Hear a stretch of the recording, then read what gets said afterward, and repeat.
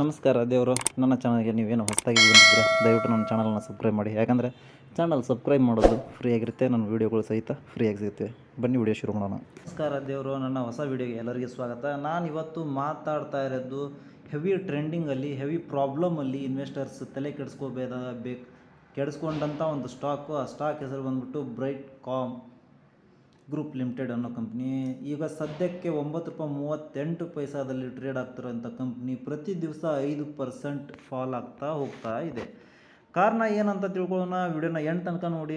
ನೀವು ಇನ್ವೆಸ್ಟರ್ ಆಗಿದ್ದರೆ, ತುಂಬ ಕಷ್ಟಪಡ್ತಾ ಇದ್ದರೆ ಈ ವಿಡಿಯೋನ ನೋಡಿ, ಸೊಲ್ಯೂಷನ್ ನಿಮ್ಗೆ ಸಿಗುತ್ತೆ. ಬನ್ನಿ ವಿಡಿಯೋನ ಶುರು ಮಾಡೋಣ. ಈ ಕಂಪ್ನಿಯ ಬಗ್ಗೆ ಹೇಳಬೇಕು ಅಂದರೆ, ಈ ಕಂಪ್ನಿ ಕಾರ್ಪೊರೇಟ್ ಆಗಿದ್ದು 2010ರಲ್ಲಿ ಬ್ರೈಟ್ಕಾಮ್ ಗ್ರೂಪ್ ಲಿಮಿಟೆಡ್ ಅಂತಂದು. ಫಾರ್ಮರ್ಲಿ ಈ ಕಂಪ್ನಿ ಲೈಕೋಸ್ ಇಂಟರ್ನೆಟ್ ಲಿಮಿಟೆಡ್ ಅನ್ನೋ ಕಂಪ್ನಿಗೆ ಸಂಬಂಧಿಸಿದ್ದಾಗಿರುತ್ತೆ. ಆಫರ್ಸ್ ಡಿಜಿಟಲ್ ಮಾರ್ಕೆಟಿಂಗ್ ಆಗುತ್ತೆ ಮತ್ತು ಸೊಲ್ಯೂಷನ್ ಬಿಸ್ನೆಸಸ್ ಏಜೆನ್ಸಿಗಳು ಕೂಡ ಅದಾವೆ. ಆನ್ಲೈನ್ ಪಬ್ಲಿಷರ್ಸ್ ವರ್ಲ್ಡ್ ವೈಡ್ ಅದಾವೆ.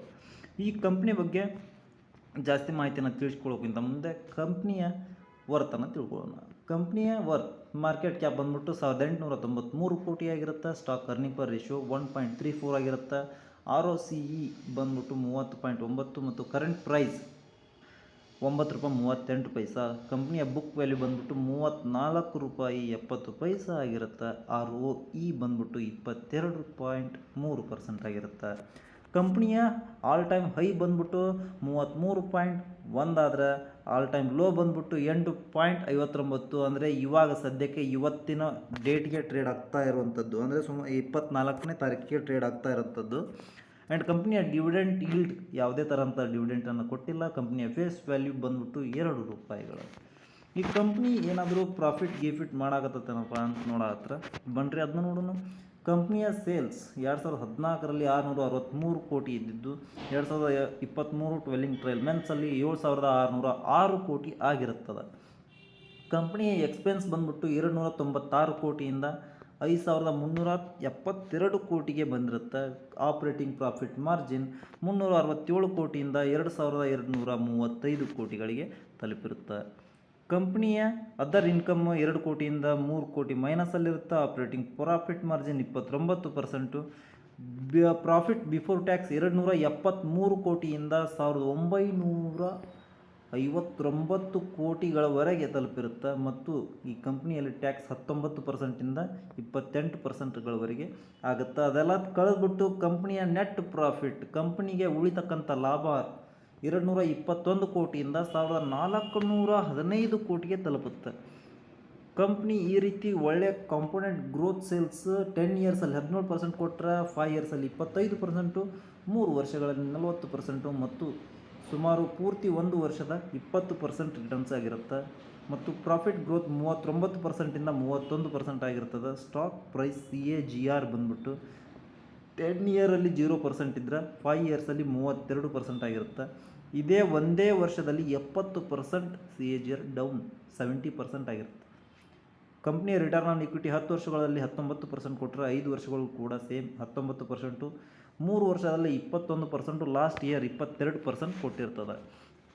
ಈ ಕಂಪ್ನಿಯ ಮೇನ್ ರೀಸನ್ ಪಾಯಿಂಟ್ ಏನಪ್ಪ ಅಂತಂದರೆ ಅದನ್ನು ತಿಳ್ಕೊಳ್ಳೋಣ ಬರ್ರಿ. ಆ ಕಂಪ್ನಿಯ ಶೇರ್ ಪ್ರೈಸ್ ಕಾರಣ ಏನು, ಬೀಳ್ತಾ ಇದೆ ಯಾಕೆ, ಅದನ್ನು ತಿಳ್ಕೊಳ್ಳೋಣ ಬನ್ನಿ.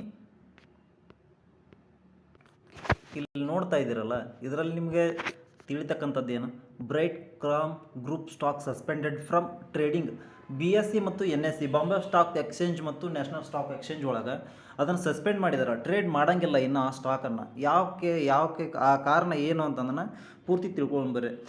ಈ ಕಂಪ್ನಿ ಅದರ್ಸ್ದು ಏನಂತ ಇದೆಯಲ್ಲ,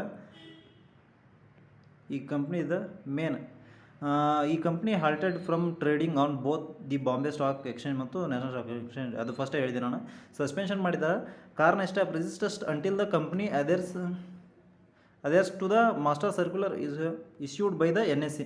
ಅಂದರೆ ಈ ಕಂಪ್ನಿ ಹತ್ರ ಏನಾಗಿದೆ ಅಂದರೆ, ಈ ಕಂಪ್ನಿ ಸಸ್ಪೆಂಡ್ ಆಗಿರೋದಕ್ಕೆ ಕಾರಣ, ಈ ಕಂಪ್ನಿ ಸದ್ಯದ ಮಟ್ಟಿಗೆ ಫೇಲ್ ಆಗಿದೆ. ಯಾವ ಥರ ಫೇಲ್ ಅಂತಂದರೆ, the suspension of trading came after the company fail to declare its quarterly earnings. Quarter ರಿಸಲ್ಟ್ಸನ್ನು ಸರಿಯಾಗಿ ಮಾಹಿತಿಯನ್ನು ತಿಳಿಸಿಕೊಡಲ್ಲದ ಕಾರಣ ಅವರು ಏನು ಮಾಡಿದ್ದಾರೆ, ಸಸ್ಪೆಂಡ್ ಮಾಡಿದ್ದಾರೆ. ಈಗ NSE ಮತ್ತು BSEಯಲ್ಲಿ ಕೆಲವೊಂದು ರೂಲ್ಸ್ಗಳಿರ್ತಾವೆ ಸ್ಟಾಕ್ ಎಕ್ಸ್ಚೇಂಜ್ ಕಂಪ್ನಿಗಳಿಗೆ. ಆ ರೂಲ್ಸನ್ನು ಇವರು ಫಾಲೋ ಮಾಡಿಲ್ಲ. ಅದರಲ್ಲಿ ಒಂದು ಅವ್ರು ಹೇಳಿದ್ದು ಏನಂತಂದ್ರೆ, company fail to declare its quarterly ಅರ್ನಿಂಗ್ಸನ್ನು ಡಿಕ್ಲೇರ್ ಮಾಡೋಕ್ಕೆ ಇದು ಕೇಪಬಿಲಿಟಿ ಆಗಿಲ್ಲ ಅನ್ನೋದಕ್ಕೆ ಕಾರಣ ಇವ್ರು ಕೊಟ್ಟಿದ್ದಾರೆ. ಅದೇ ರೀತಿ earlier in May NSE announce ಮಾಡಿತ್ತು ಏನಂತಂದ್ರೆ, Brightcom group shares would be suspended from June 14ಗೆ ಸಸ್ಪೆಂಡ್ ಮಾಡ್ತೀವಿ ಮತ್ತು would continue until the compliance with the master circular. After 15 days suspension trading will resume. ಅಂದ್ರೆ 15 ದಿವಸದ ಸಸ್ಪೆನ್ಷನ್ ನಂತರ ಟ್ರೇಡಿಂಗನ್ನು ರಿಸ್ಯೂಮ್ ಮಾಡ್ತೀವಿ ಮತ್ತು ಈ ಟ್ರೇಡ್ ಬೇಸಿಸ್ ಏನೈತಲ್ಲ ಅದು Z category on the first trading day of every week for the next 6 months. 6 ತಿಂಗಳವರೆಗೆ Z category trading ಒಳಗಿರುತ್ತೆ. ಅಂದರೆ Z ಕ್ಯಾಟಗರಿ ಅಂದರೆ ಸ್ವಲ್ಪ ಅದೊಂಥರ ಝೋನ್ ಟ್ರೇಬಲ್ ಇರುತ್ತೆ. ಟ್ರೇಡ್ ಫಾರ್ ಟ್ರೇಡ್ ಅಷ್ಟೇ ಇರುತ್ತೆ. ಆಮೇಲೆ ಈ Z category stock trade for trade ಅಂತಂದರೆ ಇನ್ನೊಂದು ಹೇಳ್ತೀನಿ ನಿಮಗೆ, ಇಂಟ್ರಾಡೇ ಮಾಡೋಕ್ಕೆ ಬರೋಲ್ಲ. ಓಕೆ, ಬೈ ಮಾಡ್ಬೋದು, ಇವತ್ತು ಸೆಲ್ ಮಾಡಿದರೆ ನಾಳೆಲ್ಲ ನಾಡಿದ್ದು ಒಂದು ವರ್ಕಿಂಗ್ ಡೇ ಆಫ್ಟರ್ ನಿಮ್ಗೆ ರಿಫಂಡ್ ಆಗ್ಬೋದು. ಆದರೆ ಟ್ರೇಡಿಂಗ್ ಮಾಡೋಕ್ಕಾಗಲ್ಲ. ಇವತ್ತೇ ಬೈ ಮಾಡಿ ಇವತ್ತೇ ಸೆಲ್ ಮಾಡೋದು ಅದು ಆಗಲ್ಲ. Okay, next Z category stock ಇದು ಏನಾಗುತ್ತಂದ್ರೆ, ಕಂಪ್ಲೈ ವಿತ್ ಲಿಸ್ಟಿಂಗ್ ರಿಕ್ವೈರ್ಮೆಂಟ್ಗಳನ್ನು ಎಕ್ಸ್ಚೇಂಜಸ್ಗಳಿಗೆ ಸರಿಯಾಗಿ ಕೊಡಲ್ಲದ ಕಾರಣ ಈ ಕಂಪ್ನಿ ಅಂದರೆ ಸಾಲ್ವ್ ಇನ್ವೆಸ್ಟರ್ ಕಂಪ್ಲೇಂಟ್ಸ್ಗೆ ಮಾರ್ಪಾಡು ಮಾಡಿ ಮತ್ತು ಕಂಪ್ನಿಯ ಡೆಟ್ ಅರೇಂಜ್ಮೆಂಟ್ಸ್ ಏನಂತಲ್ಲ ಡೆಪಾಸಿಟರಿಸಿ ಅರೇಂಜ್ಮೆಂಟ್ಸ್ಗಳನ್ನು ಮತ್ತು ಟ್ರೇಡ್ ಫಾರ್ ಟ್ರೇಡ್ ಕ್ಯಾಟಗರಿಗಳನ್ನು only delivery trades are permitted. ನಾನು ಮೊದಲೇ ಹೇಳಿದ್ನಲ್ಲ ನಿಮಗೆ, intraday trading is allowed, delivery traders are permitted.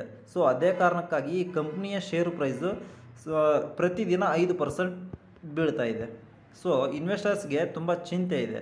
ಆ ಕ್ವಾರ್ಟರ್ ರಿಸಲ್ಟ್ಸ್ ಸರಿಯಾಗಿ ಅವ್ರು ಕೊಡ್ತಾ ಇದ್ರೂ ಒಂದು ನೆಗೆಟಿವ್ ಆದಂಥ ನ್ಯೂಸು ಇಡೀ ಕಂಪ್ನಿಯ ಟೋಟಲ್ ಸ್ಟಾಕನ್ನು ಈ ರೀತಿಯಾಗಿ ಕೆಳಗಿಳಿದಿದೆ. ಸುಮಾರು 70% ಸ್ಟಾಕ್ ರೀಸನೇಬಲ್ ಪ್ರೈಸಲ್ಲಿ ಅಲೌಡ್ ಇದೆ, ಅವೈಲೇಬಲ್ ಇದೆ. ನಿಮಗೇನಾದರೂ ದುಡ್ಡು ಏನೋ ಖರ್ಚು ಮಾಡ್ತೀನಿ ಅಂದರೆ ಸುಮಾರು ₹7, ಅದು ಸುಮಾರು ನನಗೆ ಗೊತ್ತಿಲ್ಲ, ಪೆನ್ನಿ ಸ್ಟಾಕ್ ಕೂಡ ಆಗ್ಬೋದು, ಅಂಥ ದೊಡ್ಡ ಚಾನ್ಸಸ್ ಕೂಡ ಇದೆ. ಪೆನ್ನಿ ಸ್ಟಾಕ್ ಕೂಡ ಆಗ್ಬೋದು, ಆದರೆ ಬೈ ಮಾಡೋವಂಥ ಪೆನ್ನಿ ಸ್ಟಾಕ್ ಕೂಡ ಆಗ್ಬೋದು ಇದು. ಯಾಕಂದರೆ ಸುಮಾರು ₹1, ₹2 ಬಂದರೆ ನೀವು ಸುಮಾರು ₹1000, ₹2000 ಹಾಕಿಬಿಟ್ರೆ ನಿಮಗೆ 2,000 ಶೇರ್ಸ್ ಸಿಕ್ಬಿಡ್ತಾವೆ. ಸುಮಾರು ಮುಂದೆ ಅದು ಮೊದಲಿನ ಥರ ₹20, ₹30 ಏನಾದ್ರು ಪ್ರೈಸ್ ಹೋದರೆ ₹20 ನಿಮಗೆ 2,000 ಹಾಕಿದ್ದು 20,000 ಬಂದುಬಿಡುತ್ತಲ್ಲ. ಸೊ ಸ್ಟಾಕ್ ಇನ್ವೆಸ್ಟ್ಮೆಂಟ್ ಮಾಡಬೇಕಾದ್ರೆ ರೀಸನ್ ಇರುತ್ತೆ. ₹2,000 ನಾವು ಎಲ್ಲೇ ಹೋಗಿರ್ತೀವಿ, ಖರ್ಚಾಗಿರ್ತದೆ, ಅಥವಾ ಊಟ ಏನೋ ಮಾಡಿರ್ತೀವಿ, ₹2,000 ಖರ್ಚು ಹೋಗುತ್ತೆ, ಹಂಗೂ ಹೋಗುತ್ತೆ ಹಿಂಗೆ ಹೋಗುತ್ತೆ. ಇದೊಂಥರ ಏನಾದರೂ ಲಾಟ್ರಿ ಟಿಕೆಟ್ ಥರ ನೀವು ಯೂಸ್ ಮಾಡಬೇಕು ಅಂತಂದ್ರೆ ಈ ಸ್ಟಾಕನ್ನು ಬೈ ಮಾಡಿರಿ. ಯಾರ್ಯಾರು ಬೈ ಮಾಡಿದಾರ, ಜಾಸ್ತಿ ಪ್ರೈಸಿಗೆ ಬೈ ಮಾಡಿದರೆ ಇವಾಗಲೇ ಎಕ್ಸಿಟ್ ಆಗಬೇಕು ಅಂತ ಅಂದ್ಕೊಂಡವರು ಎಕ್ಸಿಟ್ ಆಗ್ಬೋದು, ನಿಮ್ಮ ಇಷ್ಟ. ಬಟ್ ಮುಂದಿನ ದಿನಮಾನಗಳಲ್ಲಿ ಯಾವ ಥರ ನ್ಯೂಸ್ ಬರುತ್ತೆ ಮತ್ತು ಏನು ಚೇಂಜಸ್ ಆಗುತ್ತಾ ಫಾರ್ಮರ್ಲಿ ಅದು ಗೊತ್ತಾಗಲ್ಲ ಯಾರಿಗೂ. ಸೊ ವೇಟ್ ಆ್ಯಂಡ್ ಸಿ, ನೋಡೋಣ ಏನಾಗುತ್ತೆ ಅಂತಂದರೆ. ಈ ಇನ್ಫಾರ್ಮೇಷನ್ ನಿಮ್ಗೆ ಇಷ್ಟ ಆಗೋದಲ್ಲಿ ಕಮೆಂಟ್ ಸೆಕ್ಷನಲ್ಲಿ ನಿಮಗೆ ಸ್ಟಾಕ್ ರಿಟರ್ನ್ ಬಂದಂಥ ಒಂದು ಸ್ಟಾಕ್ನ, ಯಾವ ಸ್ಟಾಕನ್ನು ರಿವ್ಯೂ ಮಾಡಬೇಕಂತ ಕಮೆಂಟ್ ಸೆಕ್ಷನಲ್ಲಿ ತಿಳಿಸಿ, ನಾನು ರಿವ್ಯೂ ಮಾಡ್ತೀನಿ. ಮತ್ತು ಯಾವ ಸ್ಟಾಕಲ್ಲಿ ಇದೇ ರೀತಿಯ ಪ್ರಾಬ್ಲಮ್ನ ನೀವು ಎದುರಿಸಿದ್ರಿ ಅದನ್ನು ಕೂಡ ಕಮೆಂಟ್ ಸೆಕ್ಷನಲ್ಲಿ ತಿಳಿಸಿ. ಆದಷ್ಟು ಜನ ನೀವು ಕನ್ನಡಿಗರ ಕಂಟೆಂಟ್ ಕ್ರಿಯೇಟರ್ಸ್ಗೆ ಸಪೋರ್ಟ್ ಮಾಡಿ, ಮತ್ತು ಯಾರ್ಯಾರು ನಿಮ್ಮ ದೋಸ್ತರು ಇರ್ತಾರಲ್ಲ ಅವರು ಸ್ಟಾಕ್ ಮಾರ್ಕೆಟ್ ಬಗ್ಗೆ ಏನಾದರೂ ಮಾಹಿತಿ ಬೇಕಾದಲ್ಲಿ ನನ್ನ ವಿಡಿಯೋನ ಅವರಿಗೆ ಶೇರ್ ಮಾಡಿ. ಸಿಗೋಣ ಮುಂದಿನ ವಿಡಿಯೋದಲ್ಲಿ. ನಮಸ್ಕಾರ, ಜೈ ಹಿಂದ್.